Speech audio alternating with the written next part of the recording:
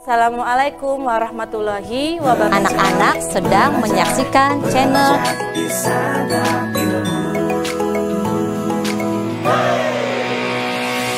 Belajar di Santap Ilmu. Banyak video baru yang selalu terkasih menemanimu. Ayo belajar di Santap Ilmu. Assalamualaikum warahmatullahi wabarakatuh. Selamat pagi anak-anak. Bagaimana kabarnya hari ini? Semoga kita selalu dalam keadaan sehat walafiat. Amin ya robbal alamin.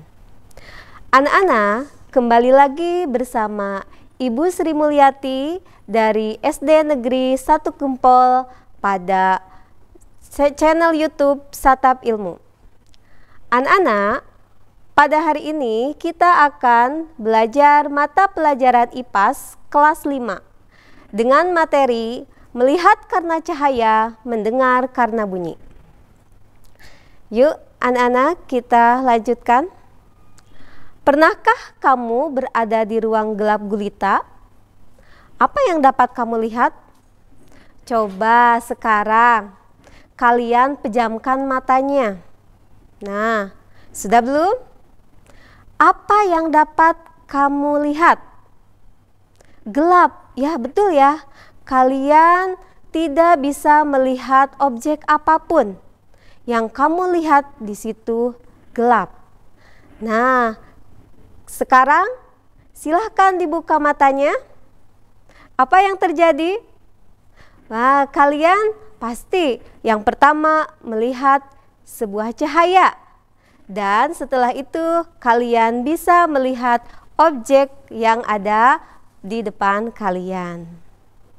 Baik, anak-anak, ya. Untuk lebih jelasnya, kita akan pelajari pada topik A, yaitu cahaya dan sifatnya. Apa itu cahaya? Ada yang tahu? Cahaya adalah salah satu bentuk gelombang elektromagnetik yang bisa dilihat oleh mata kita, seperti sinar X, gelombang radio, dan gelombang mikro atau microwave. Oke, kita lanjutkan. Cahaya yang biasa kita lihat tersusun atas berbagai warna dengan gelombang yang berbeda-beda. Ketika gelombang tersebut disatukan, kita melihatnya sebagai cahaya putih, termasuk matahari. Benda yang memancarkan cahaya sendiri disebut sumber cahaya, seperti matahari, bintang, dan pantulan bulan dari matahari, termasuk sumber cahaya alami. Ya.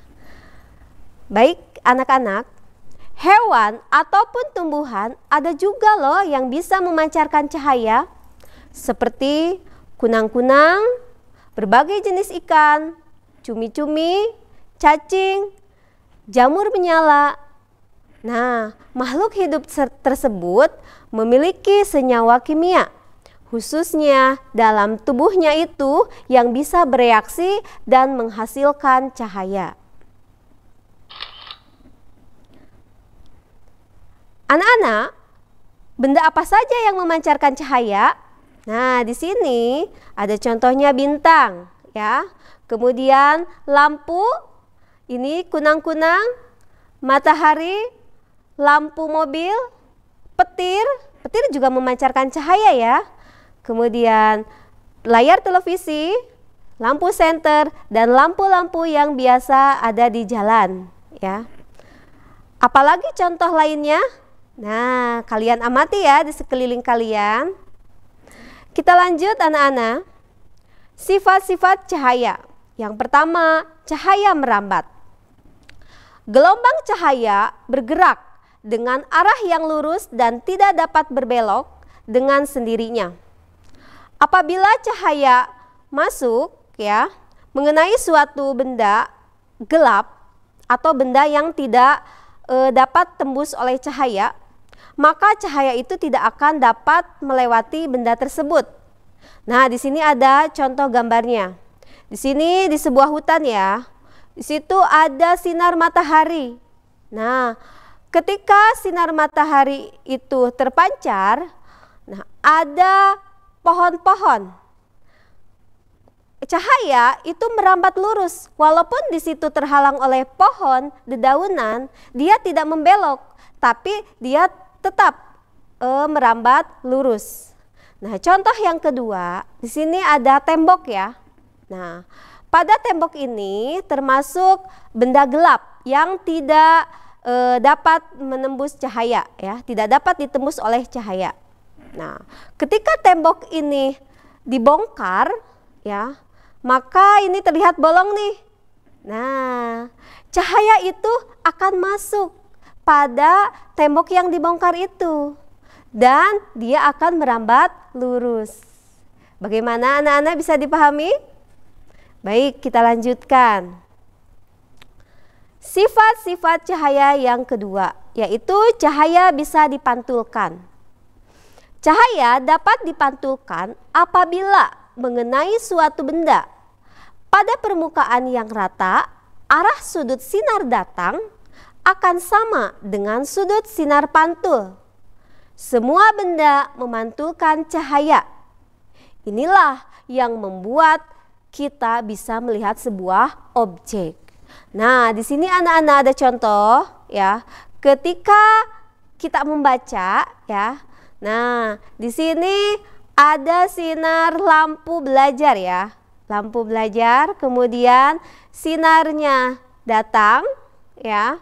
Kemudian di sini maka dari sinar ini akan memantulkan cahaya. Nah, akibatnya kita bisa membaca apa yang ada pada buku yang kita pelajari. Ya.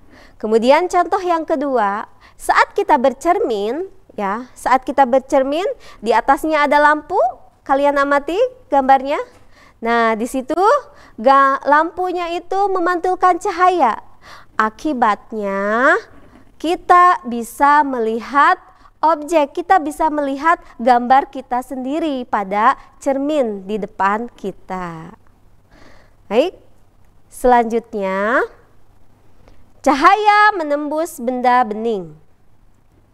Ketika cahaya mengenai suatu benda bening itu benda yang tidak menyerap dan tidak memantulkan cahaya. Maka cahaya akan menembus benda itu.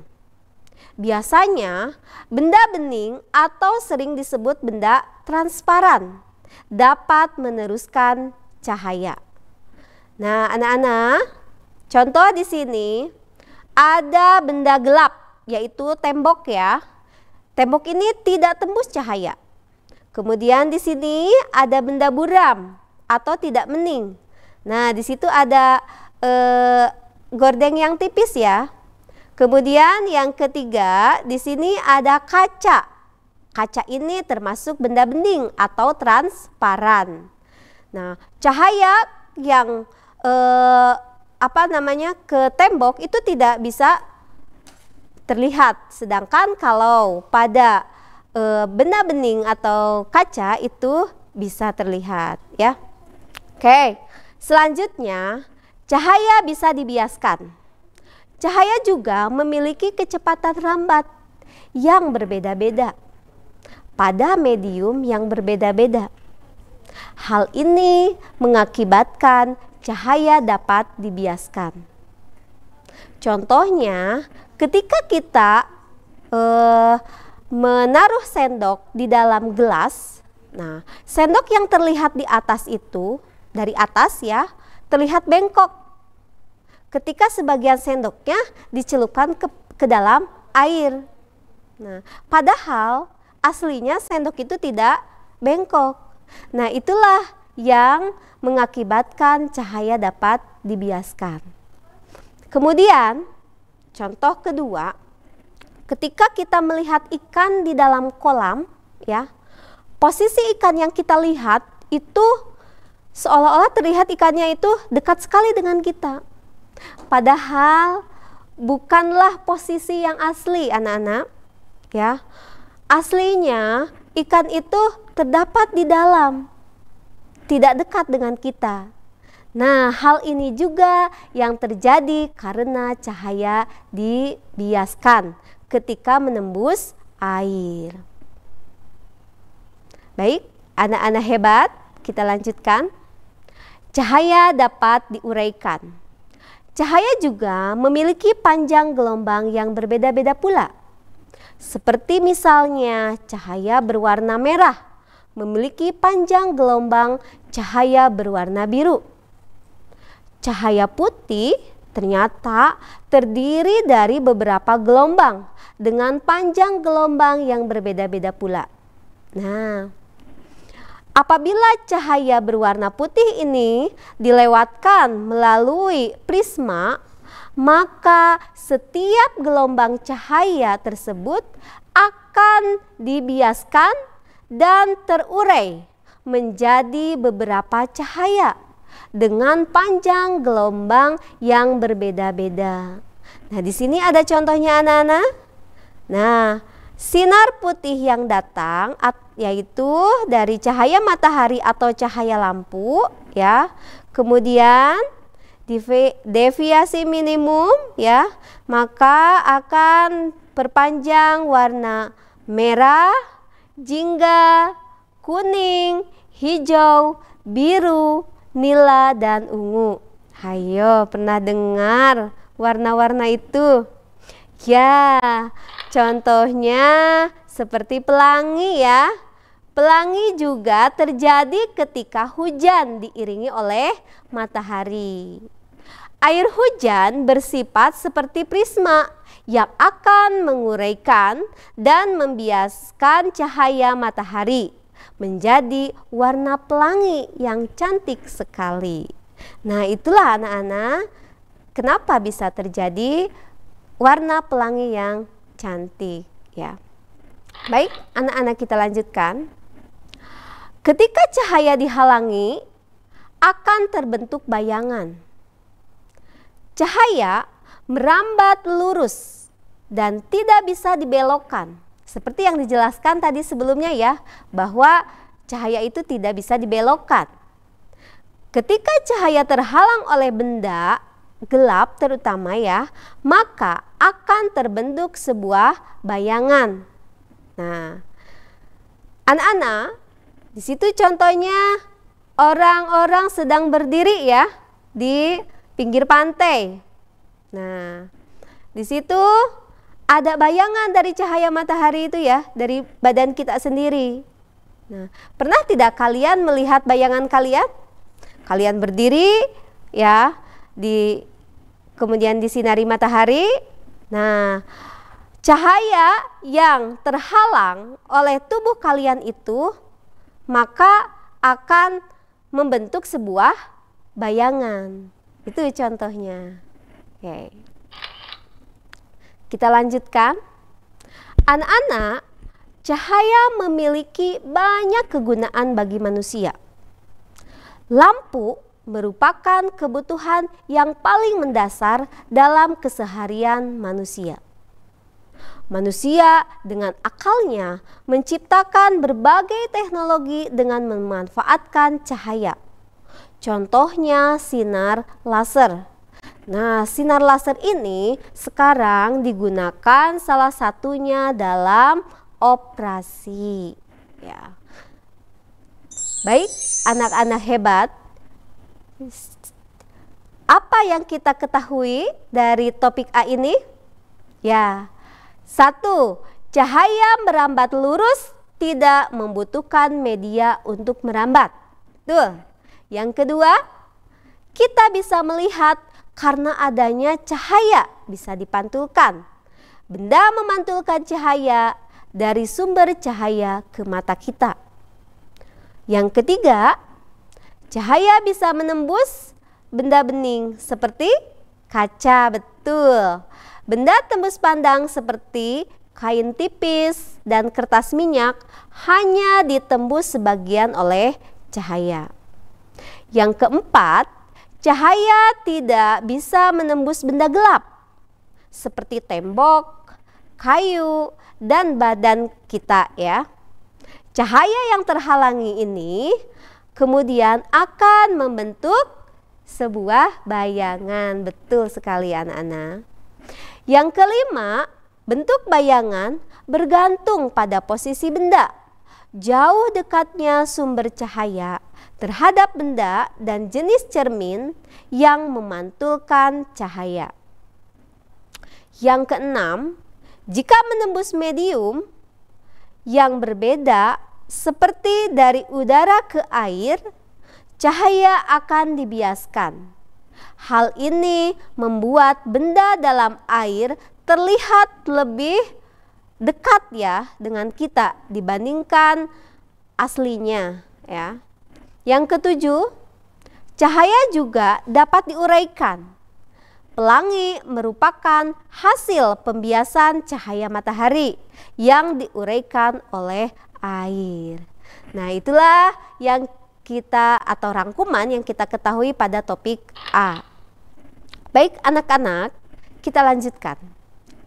Topik B yaitu melihat karena cahaya. Ada yang tahu tidak bagaimana kita melihat? Nah, kita bisa melihat objek karena adanya cahaya, betul. Tanpa adanya cahaya, kita tidak akan bisa mendeteksi apapun, ya. Yuk, kita pelajari lebih lanjut. Namun, sebelum kita ketahui bagaimana kita melihat, nah kita harus tahu dulu. Melihat itu kan dengan mata. Jadi kita harus tahu dulu bagian-bagian mata dan fungsinya. Yang pertama di sini alis. Alis berfungsi melindungi mata kita dari air ataupun keringat agar tidak masuk ke dalam mata. Wah, bermanfaat sekali ternyata alis ya. Yang kedua, bulu mata. Nih bulu mata ya. Bulu mata ini melindungi mata kita dari benda asing seperti debu atau kotoran. Nah, yang ketiga, lipatan mata. Nah, tanpa kita sadari lipatan mata ini ternyata ada fungsinya anak-anak untuk mata kita ini. Kulit yang melindungi bagian depan bola mata yang berfungsi juga untuk membasahi bagian depan mata dengan air mata saat mengedip. Nah, kalau kita mengedip dan tidak ada air mata, ya tidak ada airnya, nah mata kita akan terasa apa? Perih ya. Nah, makanya dari lipatan mata itu juga ada fungsinya ternyata anak-anak. Ya, kita lanjutkan. Pupil ya. Pupil yaitu bagian mata di tengah iris. Nah, yang ini yang berwarna hitam ya. Mereka merupakan celah tempat masuknya cahaya ke bagian dalam mata. Nah, jadi pupil ini merupakan celah tempat masuk cahaya ke dalam mata kita anak-anak. Ya. Dan yang selanjutnya adalah iris. Iris ini bagian mata yang berwarna. Fungsinya mengatur jumlah cahaya yang masuk ke dalam mata kita. Wah, hebat sekali ya fungsi dari mata kita ini anak-anak. Selanjutnya sklera atau selaput putih. Bagian berwarna putih ini dan keras pada bola mata, otot-otot yang membuat mata kita dan menempel pada sklera berfungsi juga melindungi bagian penting pada mata. Tuh anak-anak, makanya dijaga baik-baik mata kita itu ya, karena banyak sekali manfaatnya.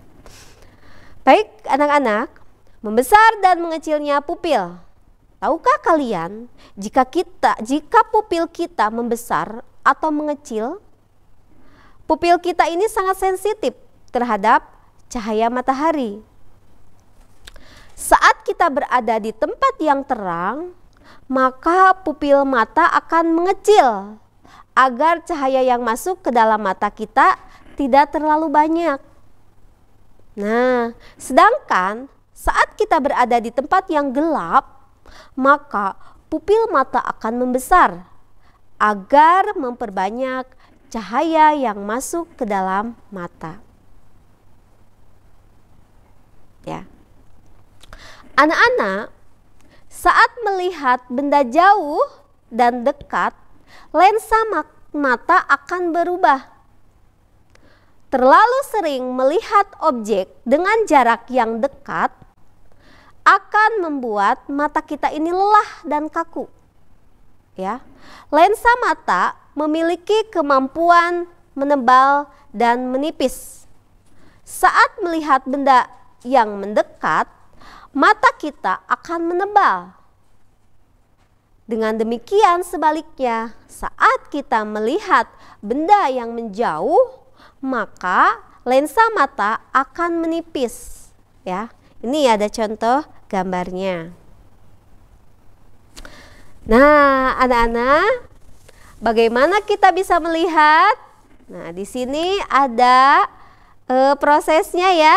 Tuh, kalian bisa mengamati gambarnya. Ya.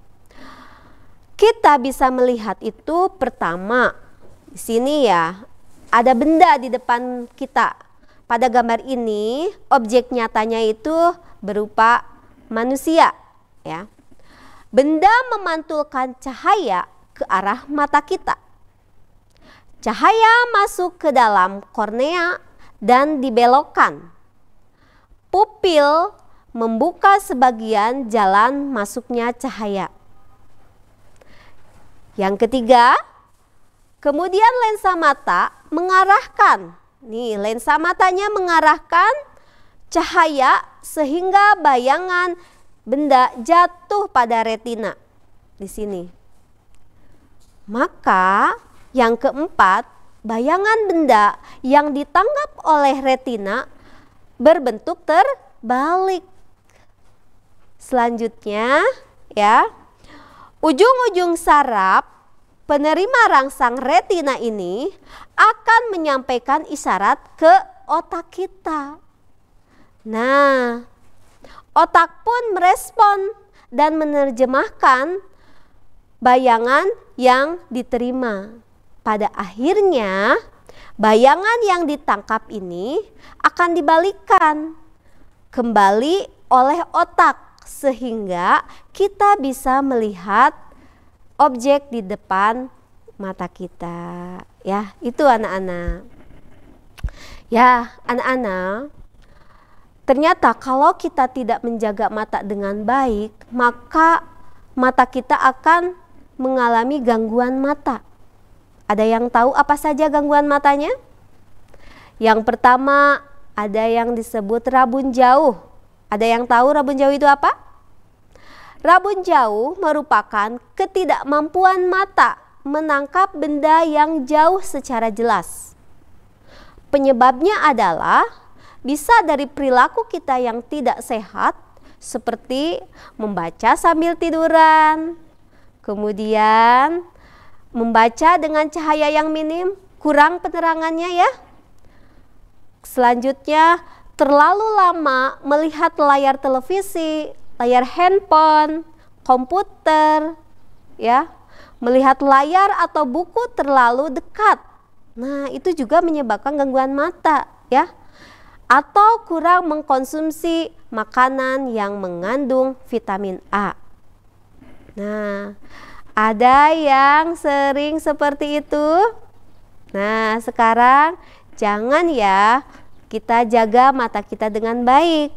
Karena kalau gangguan mata ini akan menyebabkan rabun jauh. Gangguan ini juga terjadi karena faktor keturunan. Ada yang dari kecilnya anak itu memakai kacamata ya. Karena penderita rabun jauh ini dapat dibantu dengan menggunakan kacamata minus. Seperti yang dipakai Ibu Sri ini nih. Nah, Ibu Sri terlalu lama di depan komputer ya. Nah, akibatnya Ibu tidak mampu ya matanya menangkap benda yang jauh secara jelas. Sehingga Ibu harus menggunakan kacamata minus. Nah, baik anak-anak, kita lanjutkan. Rabun dekat. Gangguan yang kedua yaitu rabun dekat merupakan ketidakmampuan menangkap benda yang dekat secara jelas. Penyebabnya adalah bisa karena usia dan umumnya pada usia 40 tahun. Namun, rabun dekat bisa juga disebabkan oleh faktor keturunan. Nah, gangguan mata ini bisa dibantu dengan menggunakan kacamata rangkap. Tuh, rangkap ya, double untuk mata tua dan kacamata rayon untuk mata dekat. Itu anak-anak. Anak-anak hebat, channel YouTube Santap Ilmu, apa yang kita ketahui dari topik B ini? Ya, bagian mata ada yang berfungsi untuk melindungi mata dan ada juga yang berfungsi untuk membantu kita melihat. Yang kedua, bagian-bagian mata yang terlihat meliputi alis, bulu mata, lipatan mata, pupil, iris, dan sklera. Yang ketiga, bagian-bagian dalam mata kita meliputi kornea, lensa, retina, otot siliaris, dan saraf mata. Yang keempat, pupil dapat membesar dan mengecil sehingga dapat mengatur banyak atau sedikitnya cahaya yang masuk ke dalam mata kita. Lensa mata dapat menebal dan menipis untuk mengatur fokus cahaya. Dan yang keenam, mata menangkap cahaya yang dipantulkan benda. Kemudian cahaya tersebut dibelokkan ya oleh kornea dan masuk ke dalam mata melalui pupil. Lensa mengatur fokus cahaya sehingga bayangan jatuh di retina dan dikirim ke otak. Yang ketujuh, cara menjaga kesehatan mata. Di antaranya tidak melihat sinar yang terlalu terang dan tidak melihat objek dekat terlalu lama. Itulah anak-anak hebat ya, rangkuman dari topik bagian kedua atau topik B ya. Dijaga, disayangi mata kita ya. Lanjut. Topik C yaitu bunyi dan sifatnya. Perhatikan kelima anak tersebut.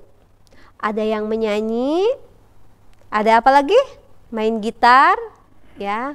Ada yang bawa botol ya, kemudian ditiup dan ditabuh. Oke. Mereka itu sedang apa sih? Ya, mereka sedang memainkan alat musik. Mereka sedang menyanyi. Memainkan alat musik yang menghasilkan bunyi yang berbeda-beda. Bagaimana sumber bunyinya dan apa sifat bunyinya itu? Ya, kita pelajari lebih lanjut ya anak-anak. Sifat-sifat bunyi. Di sini ada gambar garpu tala. Garpu tala ini adalah alat untuk menyelaraskan nada. Saat dipukul ya dengan keras, garpu tala ini akan bergetar dalam waktu cukup lama. Jika garpu tala ini disentuhkan dengan air, kita bisa melihat gelombang air yang bergerak ke segala arah. Hal inilah yang membuktikan bahwa bunyi bergerak ke semua arah. Ya.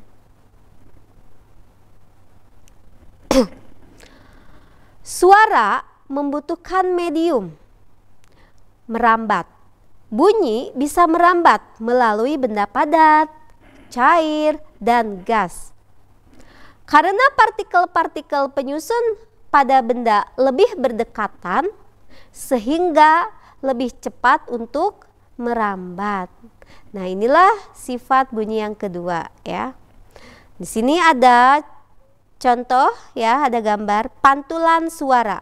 Ketika kita suara kita menabrakkan ke dinding, gitu kan.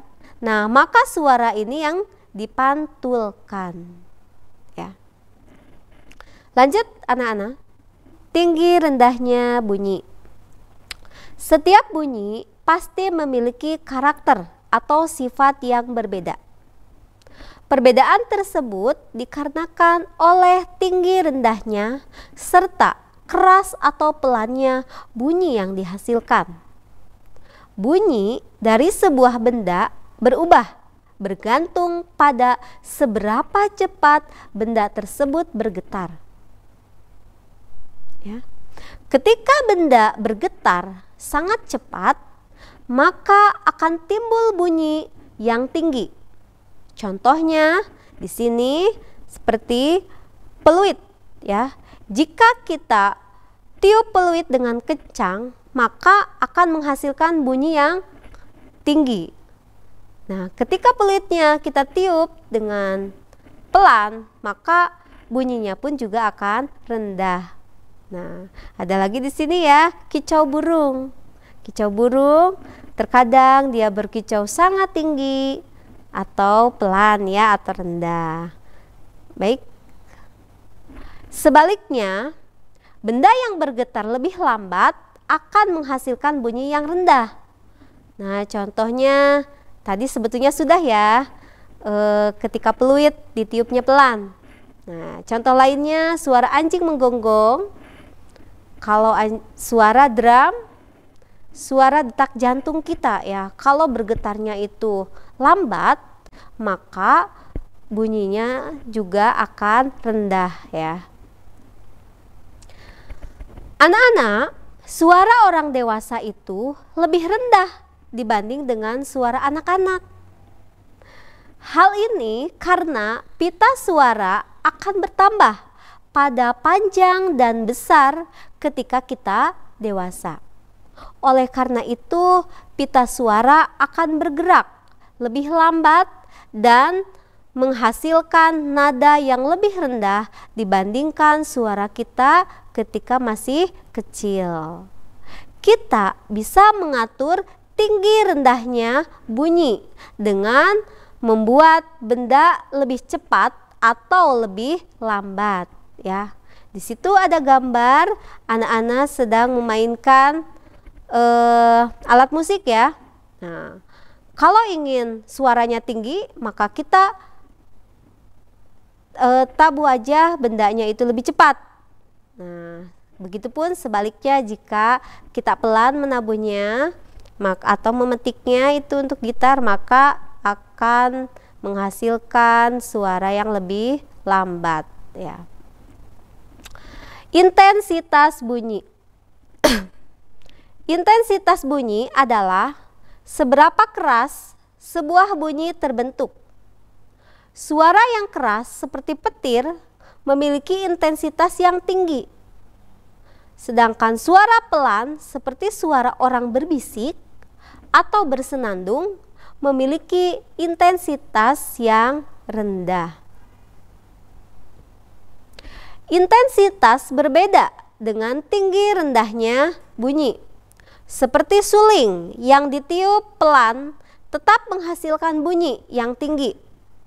Namun ya, memiliki intensitas yang rendah. Senar gitar yang paling tebal menghasilkan bunyi yang rendah. Namun jika dipetik dengan kuat akan menghasilkan intensitas yang tinggi. Ya. Anak-anak, kita lanjutkan pada topik yang keempat, yaitu topik D, mendengar karena bunyi. Gendang telinga merupakan salah satu bagian dari telinga kita.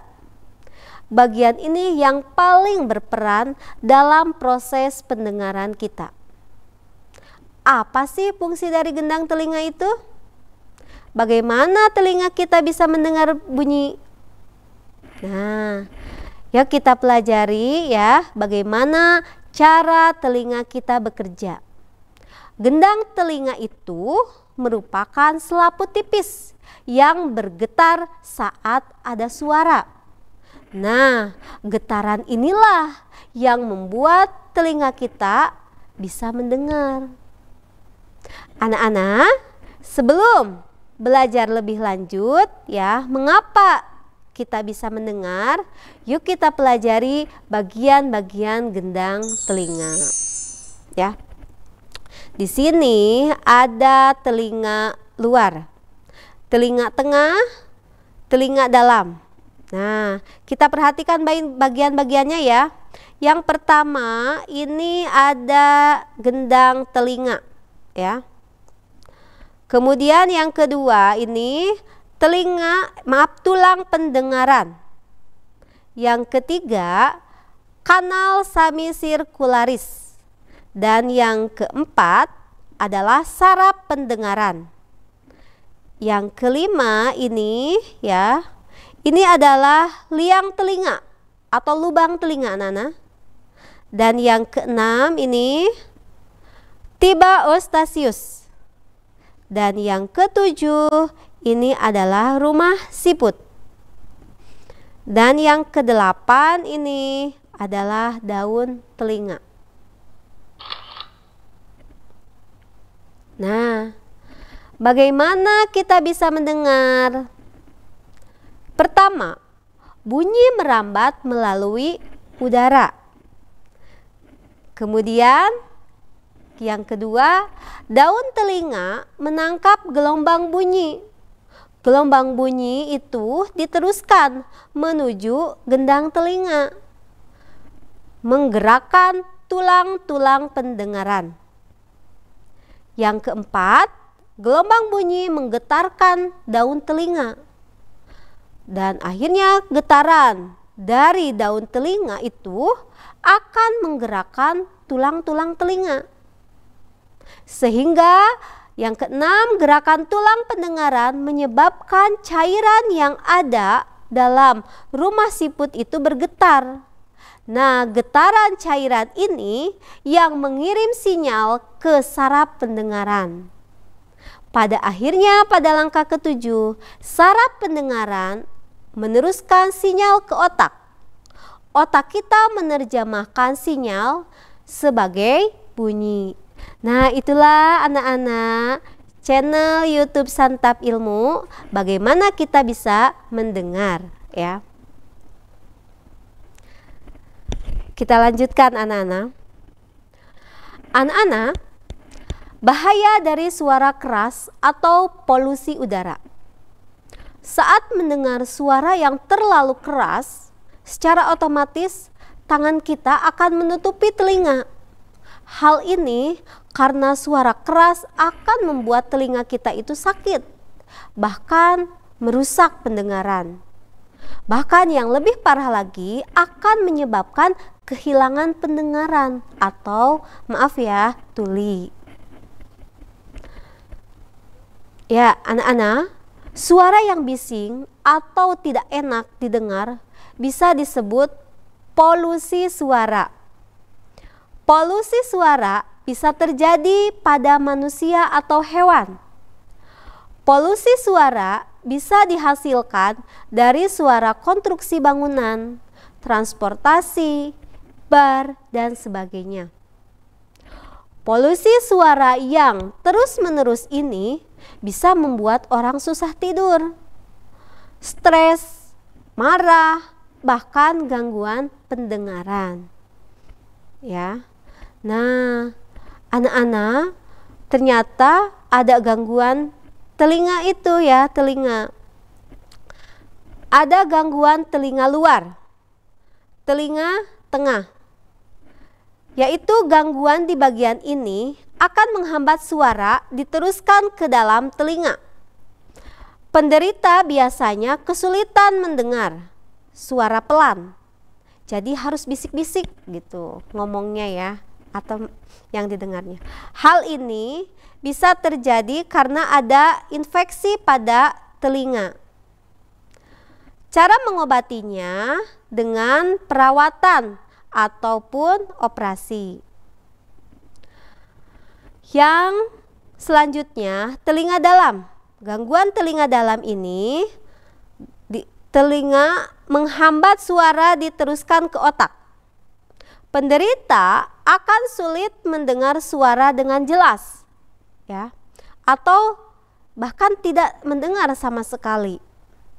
Hal ini bisa terjadi karena faktor keturunan, kecelakaan, atau paparan suara keras. Nah, gangguan ini bisa diatasi dengan alat bantu dengar atau menggunakan rumah siput. Nah, gangguan telinga yang ketiga ini ya dari otak, kerusakan langsung pada saraf pendengaran. Gangguan ini sulit diatasi karena saraf tidak bisa menerima informasi suara ke otak. Nah, anak-anak ya, dijaga baik-baik telinga kita agar bisa mendengar dengan baik. Baik, anak-anak hebat, channel YouTube Santap Ilmu, apa yang sudah kita pelajari pada bagian keempat ini? Ya, kita bisa mendengar bunyi karena bunyi merambat ke telinga melalui udara. Yang kedua, bunyi menggetarkan bunyi menggetarkan gendang telinga kita. Getaran ini membuat bagian-bagian telinga lainnya bergerak. Akhirnya, sinyal bunyi diterima saraf pendengaran dan diteruskan ke otak sehingga kita bisa mendengar bunyi. Yang ketiga, untuk menghindari gangguan pendengaran kita, perlu melindungi telinga kita dari suara-suara keras.